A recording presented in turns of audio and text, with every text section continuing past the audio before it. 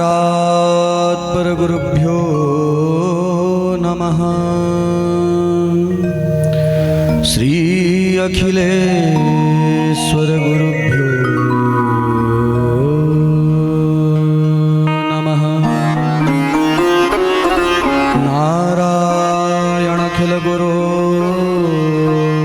भगवन् नमस्ते। गुरुर्ब्रह्मा गुरुर्विष्णु गुरुर्देवो महेश्वरः। गुरुर्साक्षात् परब्रह्मा तस्मै श्री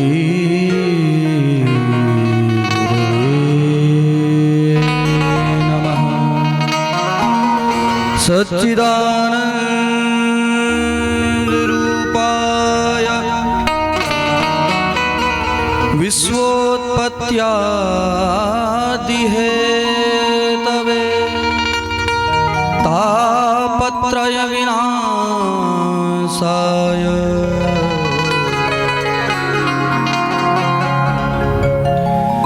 तस्मै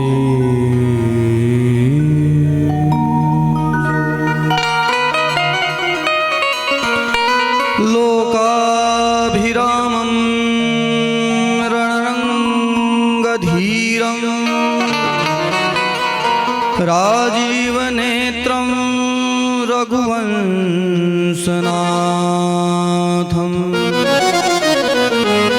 कारुण्यरूपं करुणाकरन्तं श्रीरामचन्द्रं शरणं प्रपद्ये।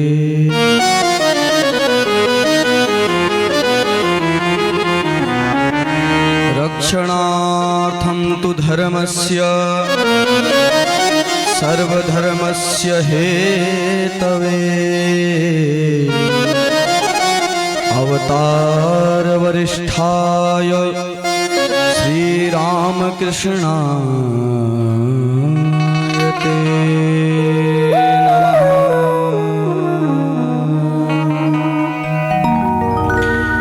परम मंगलमय श्रीमद् भागवत महापुराण के साप्ताहिक अनुष्ठानिक क्रम के आज द्वितीय दिवसीय वेला में आप सभी भक्त वृंदों का हार्दिक स्वागत, अभिनंदन एवं YouTube के माध्यम से भी सुन रहे सभी भक्तों को प्रेम भरा जय जय श्री राधे। देखिए भक्तों, जीवन में करने को तो बहुत कुछ है हमारे पास, उपाय हैं, यत्न हैं, साधन हैं, लेकिन उसके बीच में भी भगवान के लिए वक्त निकालना, भगवान के लिए समय निकालना, 2 मिनट भजन करना भी बहुत दुर्लभ हो जाता है। इसलिए अधिक समय न गंवाते हुए आइए 2 मिनट भगवान के दिव्य नाम रूपों का संकीर्तन। बोलिए बद्री विशाल भगवान की जय हो। पवन मंद सुगंध शीतल, पवन मंद सुगंध शीतल, पवन मंद सुगंध शीतल, मंद सुगंध शीतल। हेम मंदिर शोभितं निकट गंगा बहत निर्मल, निकट गंगा बहत निर्मल। बद्रीनाथ विश्वम्भरं पवन मंद सुगंध शीतल।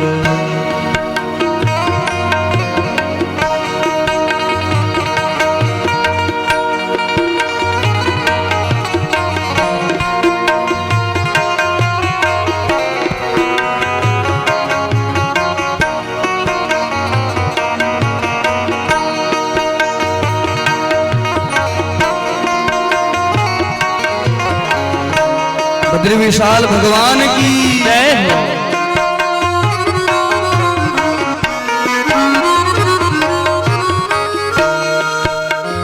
शेष सुमिरन करत निस दिन धरत ध्यान महेश्वरं। शेष सुमिरन करत निस दिन धरत ध्यान महेश्वरं। वेद ब्रह्मा करत स्तुति, वेद ब्रह्मा करत स्तुति। बद्रीनाथ विशंभरं पवन मंद सुगंध शीतल। पवन मंद सुगंध शीतल।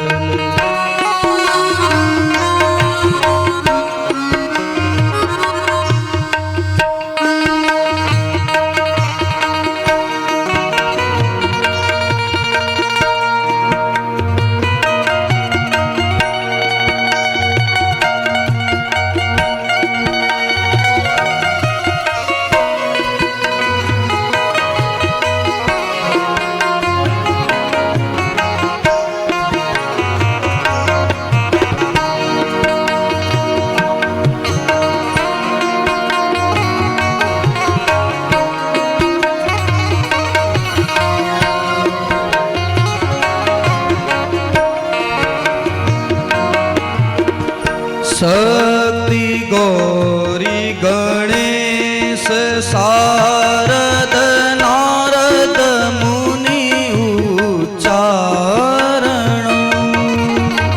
शक्ति गौरी गणेश सादर नारद मुनि उच्चारणं।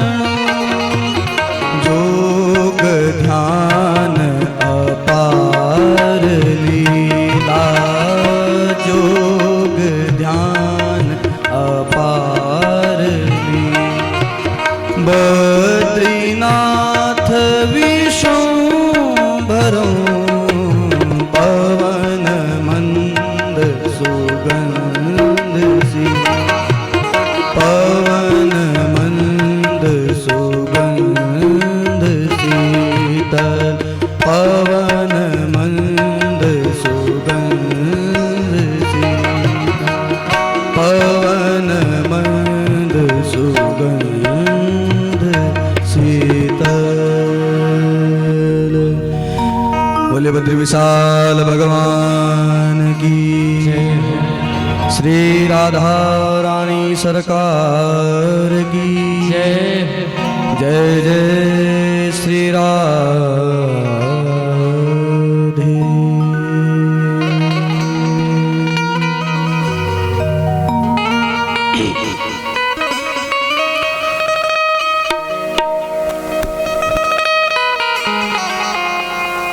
श्रीमद् भागवत महापुराण, जो कि वेद व्यास जी के द्वारा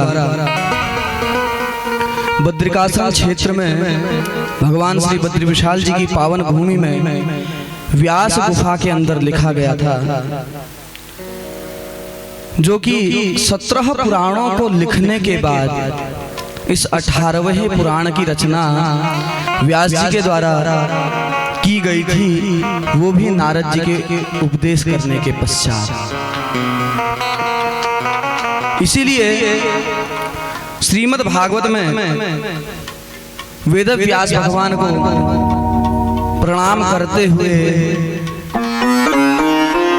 ग्रंथकार लिखते हैं,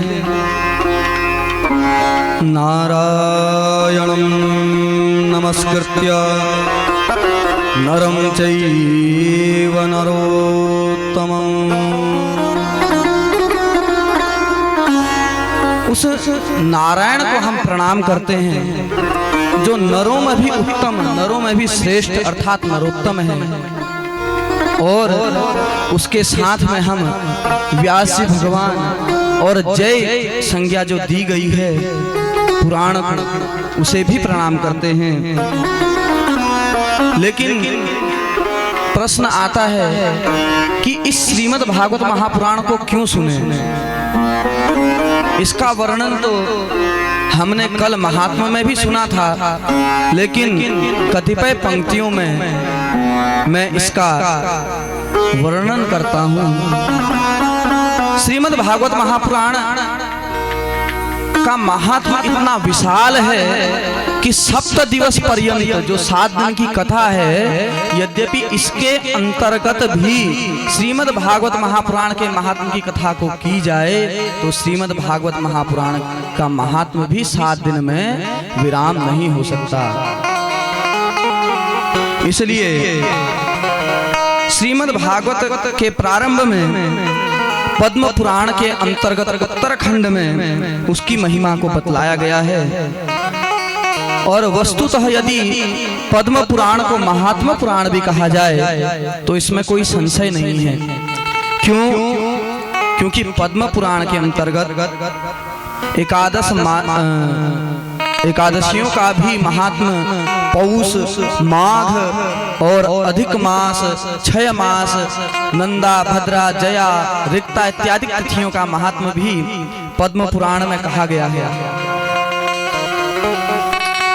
इसके साथ में अब प्रश्न आता है, चलिए हम महात्मा तो सुने, लेकिन महात्मा का अर्थ क्या हम समझें। महात्मा का अर्थ होता है महिमा, कि हम क्या समझ रहे हैं, क्या सुन रहे हैं।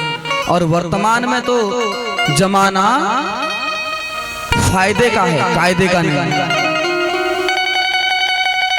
वर्तमान में जो जमाना है वो फायदे का है, न कि कायदे का।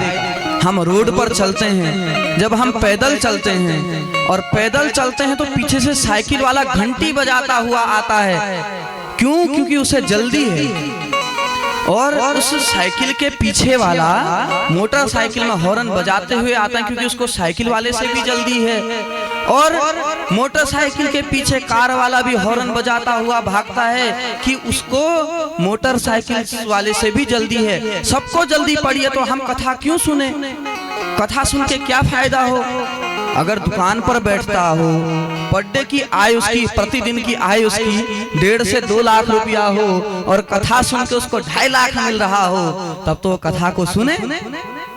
जब उसे 2.5 लाख नहीं मिल रहा है तो क्यों कथा को सुने? क्या कारण है कि हमको कथा सुननी चाहिए?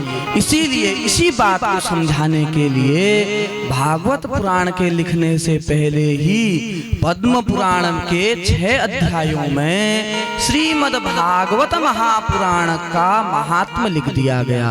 और इसी बात को तुलसीदास जी भी कितना सुंदर लिखते हैं कि किसी चीज को समझने के लिए क्या करना पड़ता है, क्यों समझना पड़ता है।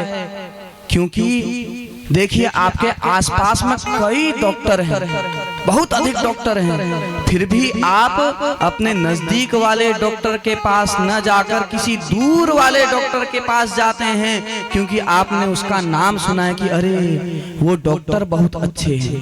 आसपास के 50 शिव मंदिरों को, 50 हनुमान जी के मंदिरों को, भगवती राजराजेश्वरी के मंदिरों को छोड़कर हम किसी दूर के एक मंदिर में जाते हैं कि वो चिंता पूर्ण महादेव हैं और सारे कामनाओं को पूर्ण करने वाले बजरंगबली हैं, भगवती हैं। तो आप आसपास के करोड़ों, 50 मंदिरों को छोड़कर, लाखों मंदिरों को छोड़कर दूर जा वाले मंदिर में, दूर वाले डॉक्टर के पास, दूर वाले व्यापारी के पास जाते हैं। क्यों? क्योंकि आपने उनके बारे में सुना है।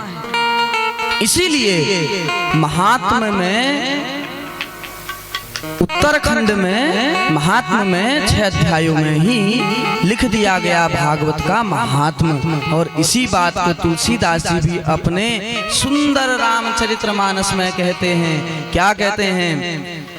जाने बिनु ना होए परतीति, जाने बिनु ना होए परतीति, जाने बिनु ना होए परतीति, बिनु परतीति होए नहीं प्रीति, परतीति होए नहीं प्रीति, जाने बिनु ना होए परतीति, जाने बिनु ना होए परतीति।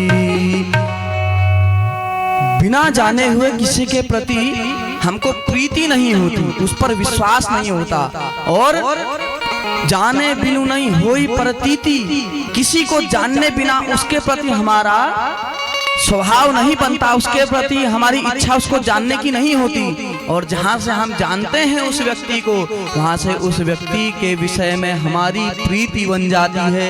इसीलिए तुलसीदास अगली चौपाई में कहते हैं, भगति बिना नहीं भक्ति निढाई, प्रीति बिना नहीं भक्ति निढाई, प्रीति बिना नहीं भक्ति निढाई, बिनु खगेश जल की गहराई, बिनु खगेश जल की गहराई, जाने बिनु ना होए परतीति, जाने बिनु ना होए परतीति।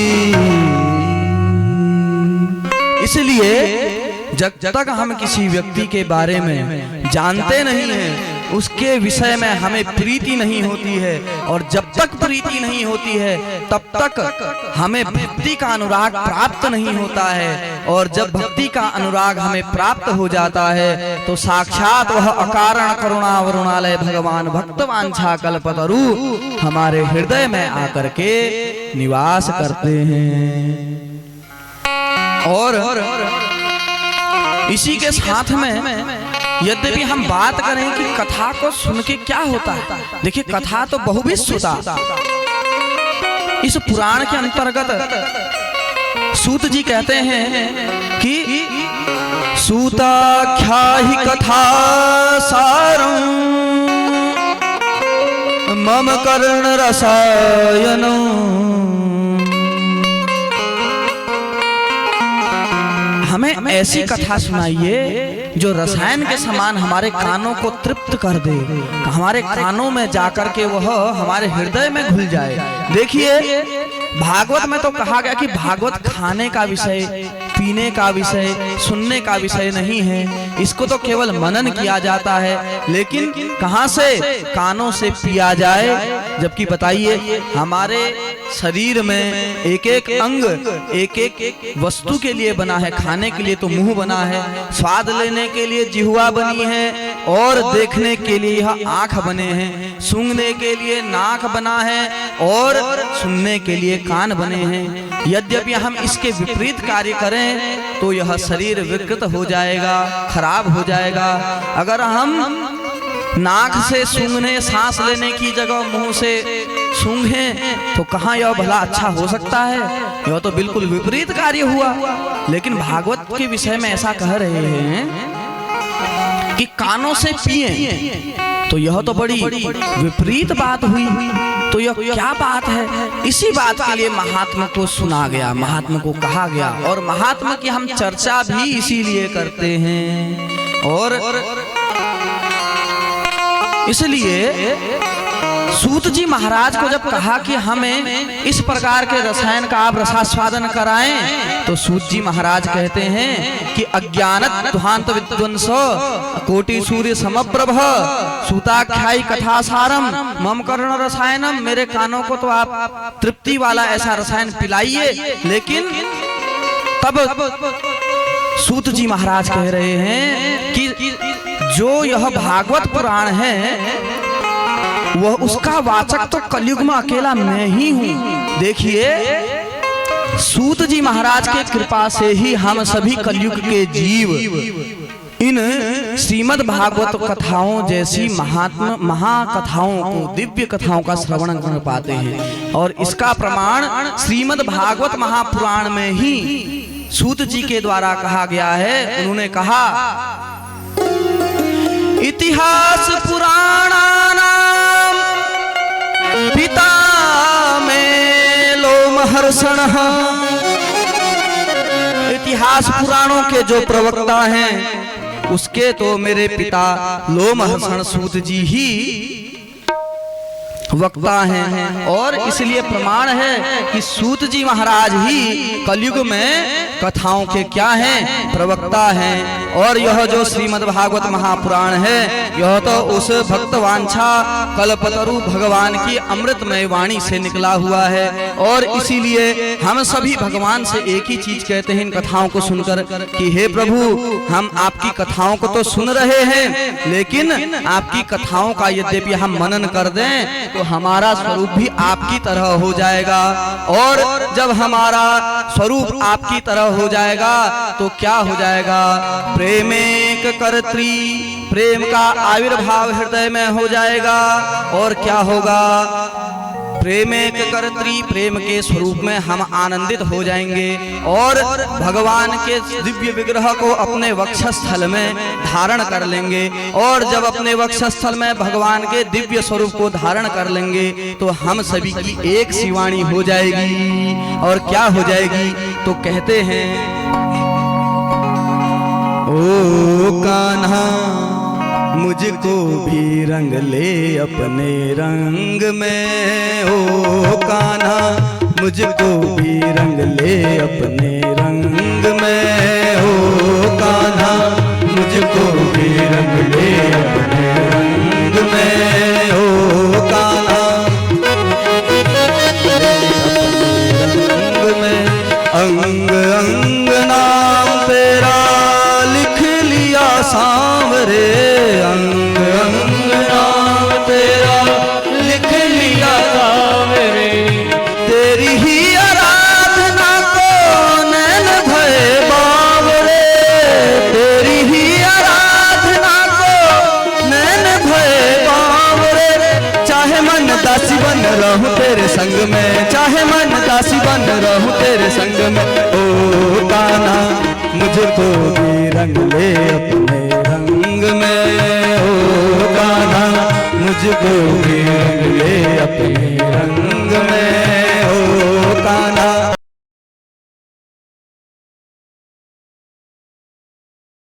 मुझको भी रंग ले अपने रंग में, ओ कान्हा मुझको भी रंग ले अपने रंग में।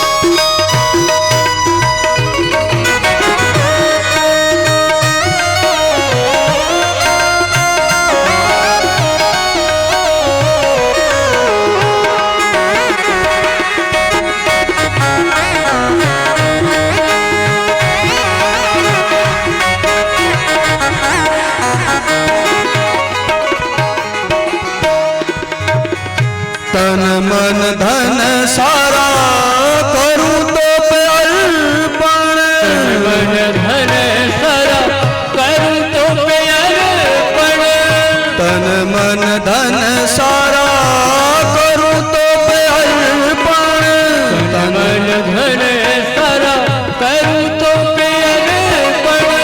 हरि हरि गाते गाते करूं मैं समर्पण, हरि हरि गाते गाते करूं मैं समर्पण, हरि हरि गाते गाते करूं मैं समर्पण, हरि हरि गाते गाते करूं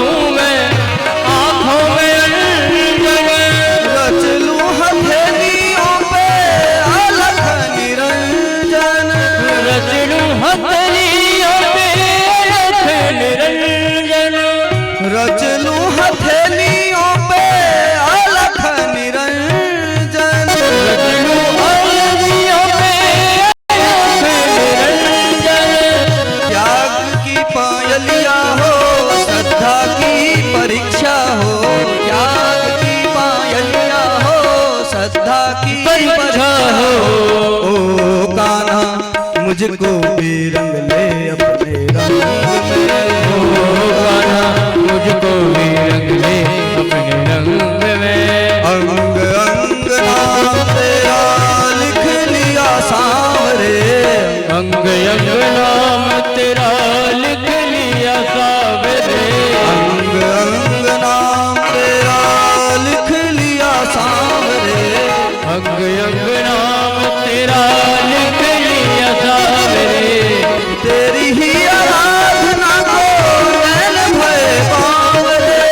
तेरी ही आराधना को नैन भय बावरे।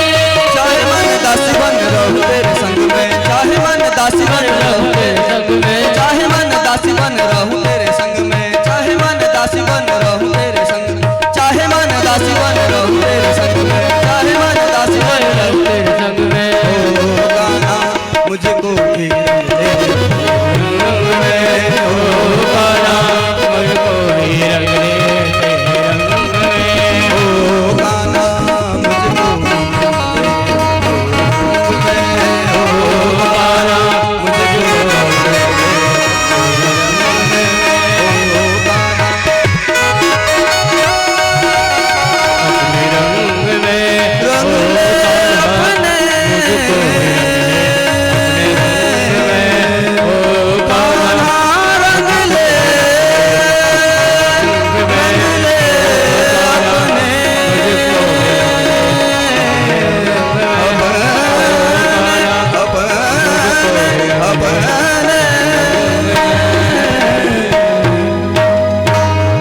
बोल भाग्य बिहारी लाल की।